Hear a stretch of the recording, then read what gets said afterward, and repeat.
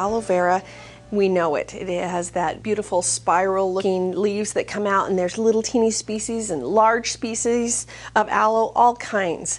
It's well known for being that moist, gooey stuff that we put on after a sunburn or something like that. But we're going to introduce aloe a little bit differently from an urban herbalist perspective, where we're ingesting it in dried form, but also learning how to use it in fresh form also. Aloe vera grows in eastern and southern Africa. It moved to West Indies and Barbados Island.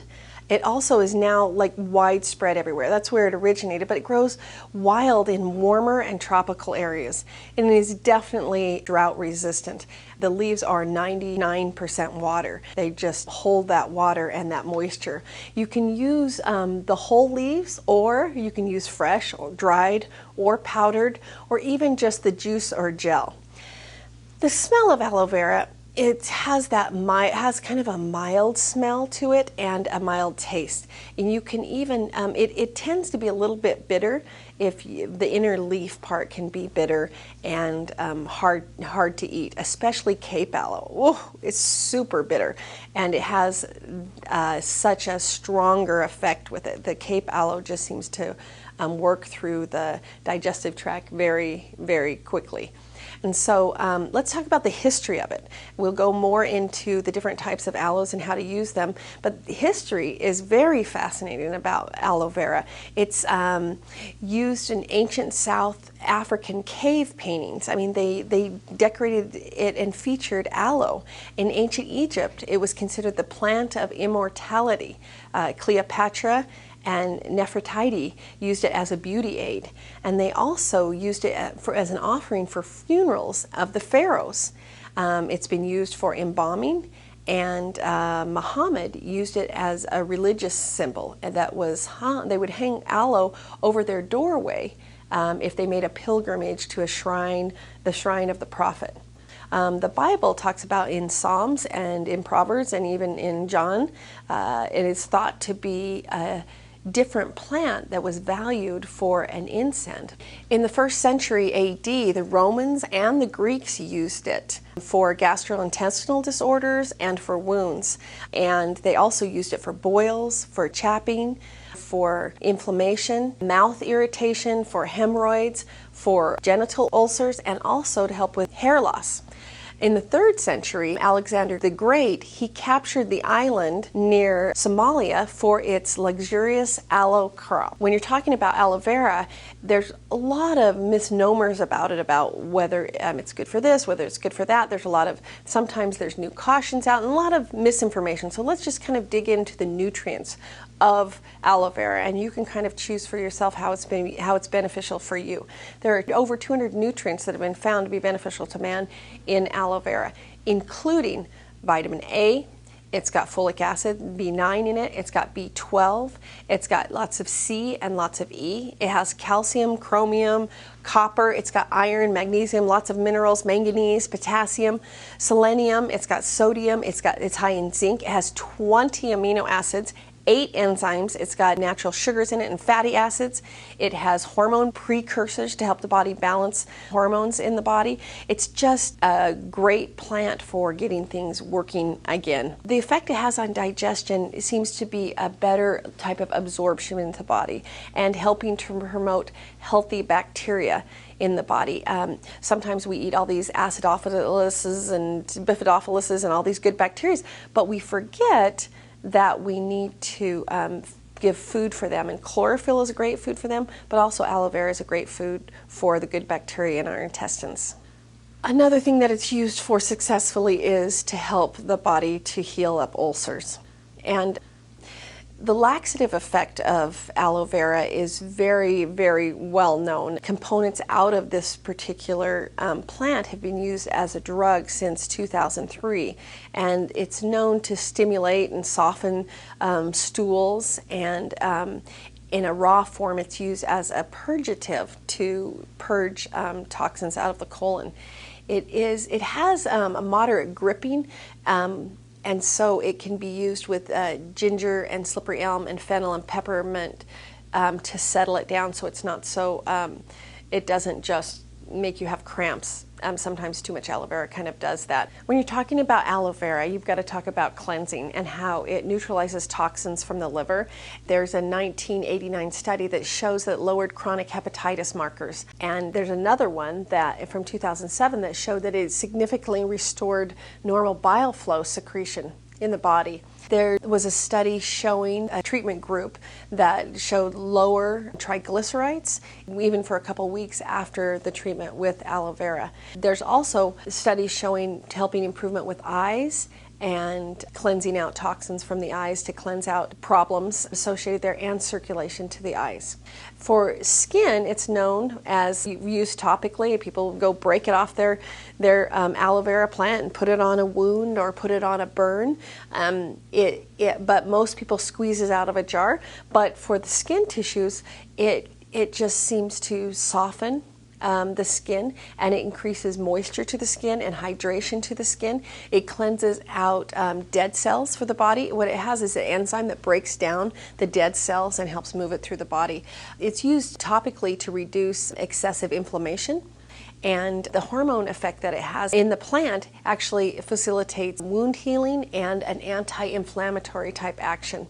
It's very soothing and healing to most wounds, and can help wounds settle down almost immediately. It promotes cell proliferation. There's a study showing that it rapidly helps new cells produce while helping to break down old cells in the body. It's known to be used for all kinds of burns and even frostbite, for discomfort in the body, for infection in the body, and even for scarring and old damage that's been done to the body to get it to proliferate new cells. In the 1930s, they used it as an X-ray burn treatment and even for atomic radiation burns. There is a caution associated with it because it's not to be used with lanolin. It intensifies the burn when you put aloe with lanolin. They do two different things. You cannot combine it with other chemicals. And when you combine aloe vera with other chemicals, it drives those other chemicals into the body. So you have to make sure that that is truly what you want. When you get this luxurious cream from your store and you look at the back of it and you can't read any of the ingredients on it, and it's chemicals that are whipped up to look pretty and smell pretty that you're slabbing all over your body. So if you choose to do that, make sure you don't do it with aloe vera, because the aloe vera drives those chemicals 7-8 layers deep through the skin, going right through the skin, transporting the chemicals. Better idea, get a natural sunscreen or a natural lotion that has aloe vera in it, or make your own natural one and add aloe vera to that and fluff that up. And you can always whip it up and make it luxurious and make it yourself, or just get natural ones. Don't use aloe vera if you have chemicals of any type. Even eating aloe vera in capsules, some people take aloe vera in capsules, but it's got flowing agents and fillers in it. You don't want to take aloe vera with anything else at all. There are lots of wonderful, wonderful things that it can do for your skin. It can help with fewer patches and less scaliness and itchiness. It has a histamine type effect to it that tends to block histamine reaction, which lowers the itching, of skin and settles that down. For some people, it stings to take it directly off the plant, but for other people, it's very, very soothing and very healing to the body. Psoriasis is one that it's been used a lot for. Also genital herpes, sore breasts. It can help balance the pH level in the body. In ancient Egypt, they used it to fight aging. We know that it has compounds that have this antioxidant activity that can help have a type of protection from some of the dangerous rays that are out there. It can help lower the formation of melon in the body, which reduces pigment formation. And there's some studies showing how it can help make healthy skin, really. Some of the other things it does, it has an anti-infectious type of component to it, where it can help get those infections and that bacteria under control, including things like strep that it's been studied on. It has a study for cancer on 2007, also studies for killing viruses and retroviruses, which including HIV type symptoms, and different types of fungi, including ringworm. It's been studied for that and passed down for generations, showing that that is helpful in that area. For immune system, it is just terrific. I mean, it is incredible for killer T cells. Let me tell you what killer T cells are. We have these T cells in the body, and our T cells are made very simply from our bone marrow, and it comes from our bone marrow and it travels up kind of to this little incubator, which is this part of our body here, which is the thymus gland, and they kind of incubate and get these T cells, our killer T cells, really happy. You know, we have lots of T cells in the body, but when they become killer T cells, that's when they kill cancers and viruses and all those things in the body. Well, we want to activate those T cells and make better T cells and get them going. Well, there are studies showing that aloe vera does this and can be helpful in rejuvenating the new cells in the body and the killer cells that we want to go attack cancers, attack viruses in the bodies and bacteria. In a 2009 clinical trial of 240 people that received chemotherapy with and without aloe vera seemed to increase the efficiency and the result in tumor regression and the rate and survival time of these patients. It's a little study, but it's interesting because this plant could be on your kitchen counter or in your backyard, and if it could be helpful with any of these symptoms, why wouldn't everybody be doing it and adding it to whatever treatment that they are doing now, because it's such a great plant. Aloe vera has analgesic type effect, which means it reduces discomfort in the body, or can reduce discomfort with the body. It's also known to help the pancreas and help normalize blood sugar levels. And there's some studies associated with that. There's a hypoglycemic type agent which helps to normalize blood glucose in the body, and that was a study done clear back in 1986. I think everybody who has diabetes would love to know that, clear back from 1986. How come these studies are just not out there? It's also been studied again for diabetes in 2003, known for helping to have healthy menstrual flow and to settle down vaginal discharge.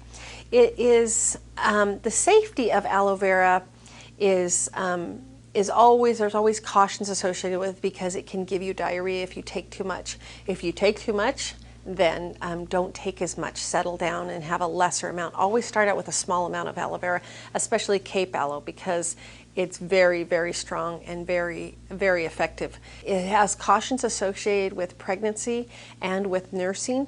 The nursing one I don't understand, but the pregnancy, sometimes if you take too much of it, it can help get contractions going, and you don't really want that at all. So be careful with it, using it. If you use it during pregnancy, there is cautions associated with that. The different ways and remedies that you can use aloe vera are, of course, externally on burns. You can use it fresh or refrigerated, usually 1 or 2 teaspoons or tablespoons, depending on how your body is, helping the body do normal digestion and also evacuate toxins from the body. It can also be used as powder, and it can be capsulated. It's just so easy to work with, and it's a plant that you can ignore for a long period of time and it still be there for you as your first aid kit in a plant. So this has definitely had to be a plant that we put in the top 40 herbs of North America, because it's of its remarkable historical information, and also the latest modern day studies show that this is a plant worth looking at and worth using, not just when we have a sunburn, but maybe in our everyday life. Aloe vera is a great plant, honored for centuries, and I hope we can continue to honor it and use it in our daily lives as an incredible plant for healing and its rejuvenation properties.